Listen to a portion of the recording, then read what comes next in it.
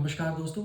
इस वीडियो में हम बात करेंगे वात रोगों के बारे में। आपने किसी वैद्य के मुंह से या दीवारों पे भी लिखा हुआ, पेपर विज्ञापन पे लिखा हुआ, वात रोग से पीड़ित मिले, वात रोग से पीड़ित मिले।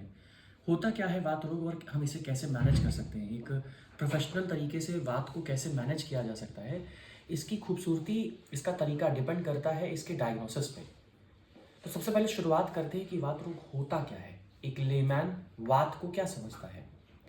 वात को सिर्फ आप इतना समझ लीजिए, इसको समझने से पहले आप सिर्फ इतना समझ लीजिए कि वात, पित्त और कफ ये सब कुछ नहीं, सिर्फ आपके बॉडी के पंच महाभूत होते हैं। पंच महाभूत यानी कि 5 एलिमेंट्स ऑफ योर बॉडी। आपका शरीर इन 5 तत्वों से बना है और उन्हीं 5 तत्वों में से एक एलिमेंट वात का होता है, एयर एलिमेंट का होता है। एयर, जब आप हवा के बीच होते हैं तो आपको कैसा लगता है? हवा ठंडी लगती है, तेजी से लगती है आपको। इसीलिए कहा जाता है कि वात के कुछ लक्षण होते हैं, कुछ गुण होते हैं। वही लक्षण जब आपकी बॉडी में वृद्धि हो जाती है, उस वायु एलिमेंट, उस पंच महाभूत में से एयर एलिमेंट जब आपकी बॉडी में हावी होने लगता है तो आपको वात रोग होना शुरू हो जाता है। तो हमारे पास ओपीडी में चिकित्सक के रूप में जब कोई भी हमारे पास, हमारे सामने प्रत्यक्ष बैठता है मरीज के रूप में, तो हम चिकित्सक के रूप में यही डायग्नोसिस करते हैं कि वात में से कौन सा एलिमेंट, क्योंकि वात के भी अलग अलग प्रकार हो सकते हैं, कौन सा बड़ा है, कौन सा कम हुआ है, कहाँ पे वृद्धि है, कहाँ पर क्षय है। वात के कुछ प्रत्याम्नाय लक्षण होते हैं, कुछ प्रत्यक्ष लक्षण होते हैं, जैसे कि शीत गुण, बॉडी में ठंड का अचानक बढ़ जाना। रूक्ष गुण, रूखापन, रफनेस बहुत तेजी से बढ़ जाना शरीर में। लघुता हो जाना, यानी कि कोई चीज बहुत ही डीपली पेनिट्रेट करती है, वही वात का लक्षण होता है। इस तरीके से अन्य लक्षण भी वात के होते हैं और ये अलग अलग परम्यूटेशन एंड कॉम्बिनेशन से आपकी बॉडी में अलग अलग लक्षण दे सकते हैं। शरीर के किसी भी कोने में दे सकते हैं, चाहे वो हेयर फॉल हो, हेयर में रूक्षता हो, स्किन में रूखापन हो, कॉन्स्टिपेशन हो। कॉन्स्टिपेशन की हमने बात की तो आपको ये जानना बहुत ज़रूरी है कि वात सबसे पहले प्रमुखता आपके अग्नि पे ही दिखता है। अगर कहीं पर आग जल रही हो और बहुत तेज़ी से हवा चल जाए, दो ही चीज़ें हो सकती हैं, या तो आग बिल्कुल बंद हो सकती है या तो बहुत तेज़ी से प्रचंड हो सकती है। इसी दो प्रॉपर्टी का इस्तेमाल हम लोग कर रहे होते हैं किसी की चिकित्सा में भी। अक्सर देखा जाता है आग बंद हो जाती है। एक माचिस की तीली को अगर आप फूंक देंगे तो माचिस की तीली बंद हो जाएगी।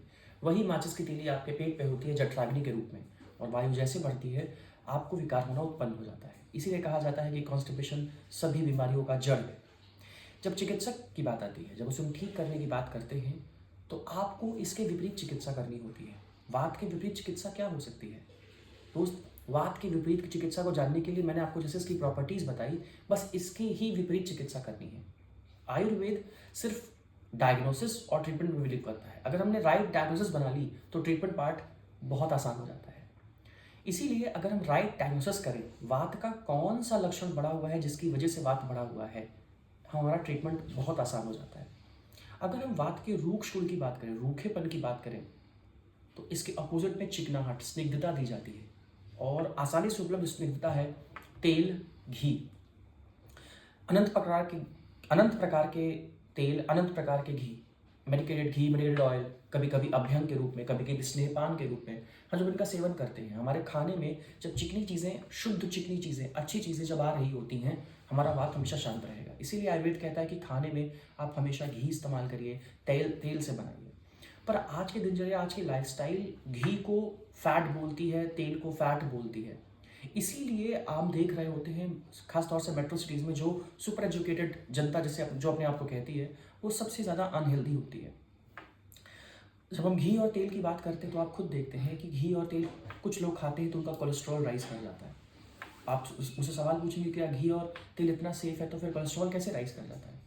दोस्त, बॉडी वेस्ट, वात, पित्त, कफ एक तरीके से फंक्शनल मेटाबॉलिक यूनिट्स हैं आपकी बॉडी के। अगर कोई चीज़ कन्वर्ट हो रही होती है, कोई चीज़ नई बन रही होती है, तो उसका वेस्ट भी तैयार हो रहा होता है।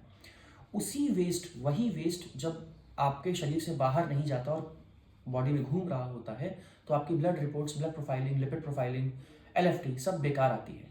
एक वैद्य इसी का परीक्षण करता है, आपके मल की परीक्षा करता है, आपकी अग्नि को दीप्त करता है, वात को शांत करता है, पित्त को थोड़ा और बेहतर करता है, कफ को नियंत्रित करता है।